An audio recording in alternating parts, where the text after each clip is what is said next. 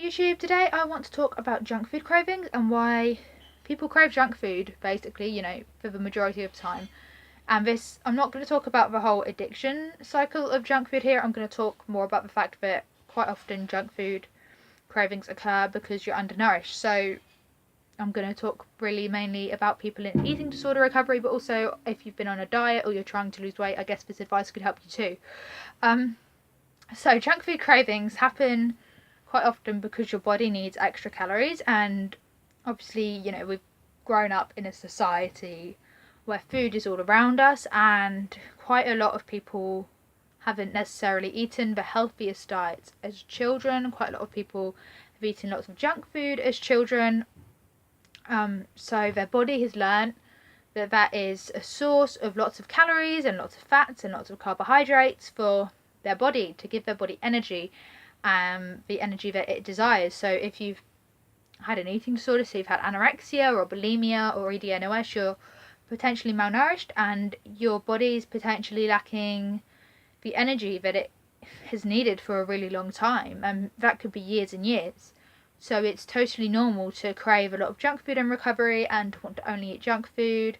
And I know quite a lot of people worry about only eating junk food for the rest of their life, but that's really not the case. That's really not going to happen, because eventually when you get your body energy balanced, it will kind of level out. You'll start to want to eat healthy food. Like, I know for myself, where I haven't been eating as many calories lately, I've been craving a lot more junk food, when previously I had got myself to like a point where I barely ever craved junk food and I didn't really want junk food at all. But now I'm like, give me all the junk food, but like obviously I know I can't eat all the junk food because that shit's hella expensive when you're vegan. But the point is, in recovery from an eating disorder, it's totally normal, it's totally natural, and it is okay to eat all the junk food if you want to. I mean, it's fine, because really in recovery the top priority, especially if you're underweight, is getting your body to a healthy, stable weight, and the easiest way to do that is by eating lots of calories. And if you find it easier to eat lots of junk food to get a lot of calories in rather than like living off lots of healthy foods, then that's fine. If you just only really desire junk food, then that's fine, and it doesn't mean you're unhealthy, it doesn't mean you're going to be fat in the future, it doesn't mean you're going to be obese in the future. It just means that's what your body requires at this precise moment in time, and that's just what you need to get better, and eventually your body will definitely level out. Obviously there are other times people can crave junk food, sort of, at certain times of the month if you're a female, and that's okay to give into that too. I know giving into cravings can be seen as kind of sinful and make people feel guilty in today's society, but there's no need to feel guilty over giving into your cravings, because cravings happen for a reason. So maybe that's a psychological reason, but maybe that's also a physical reason, and I personally believe it's totally okay to give into those cravings and have everything in moderation.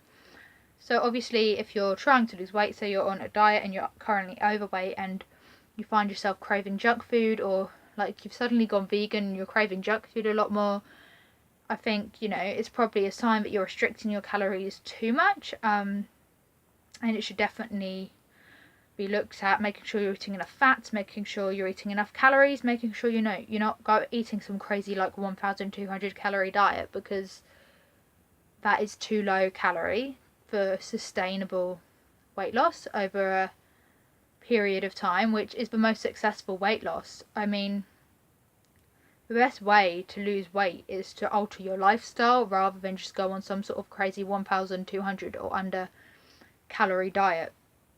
So if you find yourself craving junk food, then definitely change what you're doing to lose weight, switch things up a bit, and allow yourself small amounts of those junk foods so you're not constantly fantasizing over it and binging out. So obviously that makes you just feel worse about yourself, and I guess this advice would probably work for people recovering from bulimia, to like allow themselves small amounts of the junk food when they want it, rather than letting the craving build up and build up and build up, so they end up binging out on the junk food.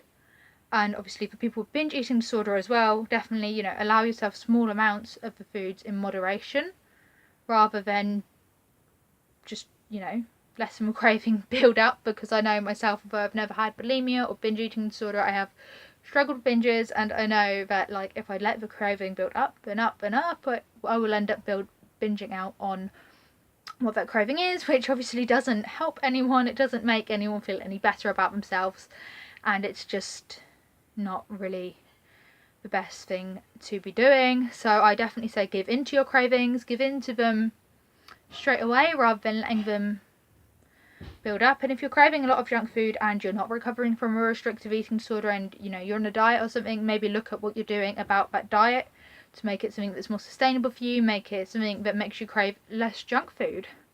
And I will see you in my next video. I'm sorry if this was an awful video. I have no excuses. But yeah, bye.